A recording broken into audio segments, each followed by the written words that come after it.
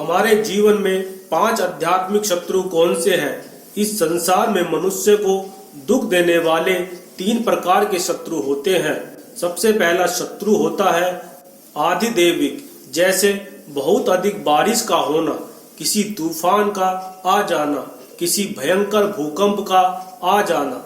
दूसरा शत्रु होता है अधिभौतिक, जैसे कि सर्प, बिच्छू, टिड्डी, डाका या युद्ध आदि। तीसरा शत्रु है आध्यात्मिक शत्रु, जैसे अज्ञान, स्वार्थ, विक्रोश, आलस्य और अभाव। इनमें से अधिदैविक और अधिभौतिक कष्ट बाहर से आते हैं और हम समय सूचता तथा दूरदर्शिता के सहारे उनसे बहुत कुछ अपनी रक्षा भी कर सकते हैं। परंतु हमारे आध्यात्मिक शत्रु हमारे अपने मन और स्वभाव ही होते हैं, इसीलिए उनका प्रतिकार तब तक नहीं किया जा सकता है जब तक कि वह स्वयं अपना सुधार न कर ले। अज्ञान के विषय में श्रीमद् भगवत गीता में कहा गया है कि ज्ञान के समान पवित्र वस्तु इस संसार में दूसरी और नहीं है। इससे स्पष्ट हो जाता है कि अज्ञान के समान अपवित्र वस्तु भी कोई दूसरी नहीं है। हम अज्ञान को सबसे बड़ा शत्रु इसीलिए मानते हैं कि अज्ञान के प्रभाव से हमारे हितैषी भी हमारा अहित कर डालते हैं। अज्ञान के कारण ना मालूम कितने पूजा के योग्य महापुरुषों का बलिदान कर दिया गया। जब इस विषय पर हम विचार करते हैं तो बड़ा ही आश्चर्य होता है कि मनुष्य अज्ञान से कैसे अंधा हो जाता है। इसीलिए हम चरक महाराज के इस मत को सर्वथा ठीक मानते हैं कि प्रज्ञा अपराधो मूलम सर्व रोगाणाम, अर्थात समझ का दोष सब रोगों की जड़ है। यह सब अज्ञान का ही प्रभाव है कि हमारे कितने ही कष्ट, विपत्तियां और हानिकारक बातें देखने में आ रही हैं। उनमें से 3/4 का कारण हमारा खुद का अज्ञान है। संसार में हमारा दूसरा शत्रु स्वार्थ तथा तृष्णा है।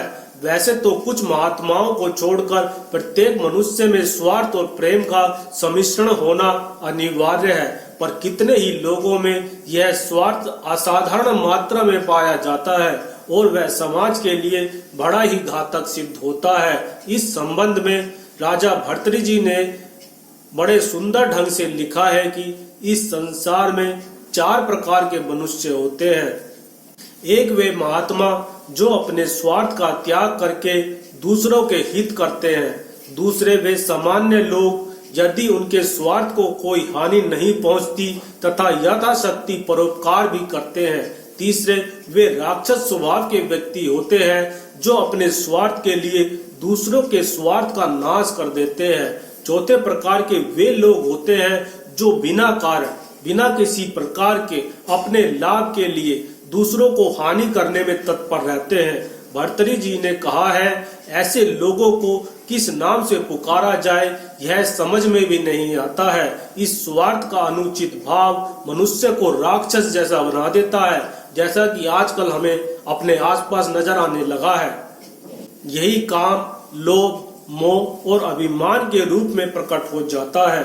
मनुष्य जाति का तीसरा शत्रु है विक्रोश।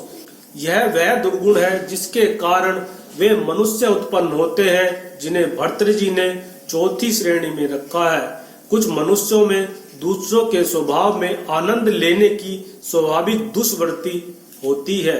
वह काम, क्रोध और लोभ मोह आदि किसी भी कारण से नहीं, किंतु अकारण ही दूसरों को पीड़ा देने में उनको मजा आता है। उनके अंदर में स्वाभाविक विध्वंसकारी प्रवृत्ति होती है, उसी को विक्रोश का नाम दिया जाता है। इसे क्रूरता, दुष्टता की प्रवृत्ति भी कह सकते हैं। मानव समाज का चौथा शत्रु है आलस्य। यह दुष्टों और अज्ञानियों में ही पाया जाता है। परमात्मा और भले समझे जाने वाले लोगों में भी पाया जा सकता है। गीता में कहा गया है कि अज्ञान से तम उत्पन्न होता है जो सब प्राणियों को बुद्धिहीन बना देता है। यह तमोगुण सभी लोगों को प्रसाद, आलस्य, निंद्रा के बंधनों से बांधता है। बहुत से मनुष्य ऐसे पाए जाते हैं जो अपने संचित धन में से सहस्रों रुपए दान कर देते हैं, उनमें पराये दुख में संवेदना भी पाई जाती है। वे दान भी देते हैं। इस दशा में उनको स्वार्थी कैसे कहा जाए? वे किसी को दुख भी जहां तक बन पड़ता है नहीं देते हैं, परंतु स्वयं करते कुछ नहीं है। इनका दोष आलस्य है। संसार में किसी को दुख न देना, इतने मात्र से मानव समाज की उन्नति नहीं हो सकती है। प्रत्येक मनुष्य को क्रियात्मक रूप से कुछ न कुछ देना ही चाहिए। क्या आप जानते हो कि वेद में इस प्रक्रिया को सवन के नाम से पुकारा जाता है, अर्थात जिसका अर्थ होता है प्रत्येक मनुष्य का धर्म है कि वह किसी न किसी पदार्थ में से सार को खींच निकाले। जो सवन नहीं करते हैं वह प्रभु के प्यारे नहीं होते हैं। ऋग्वेद के पहले अध्याय के 4वें सूक्त के 10वें श्लोक में कहा गया है कि जो सवन करने वालों का सखा है, इस इंद्र के अथवा परमात्मा के व राजा के गीत गाओ। हमारा 5वां शत्रु अभाव है। वास्तव में यह अज्ञान तथा आलस्य से ही उत्पन्न होता है, किंतु अनेक अवस्थाओं में यह मनुष्यों में भी पाप कराता है। जो स्वभाव से दुष्ट अथवा आलसी नहीं होते, किसी ने ठीक ही कहा है, भूख से व्याकुल स्त्री अपने पुत्र को भी छोड़ देती है और एक सांप भूख से व्याकुल होकर अपने अंडों को भी खा डालता है। इस दुनिया में भूखा इंसान कौन सा पाप नहीं कर सकता है, क्योंकि व्याकुल मनुष्य करुणा से रहित होता है।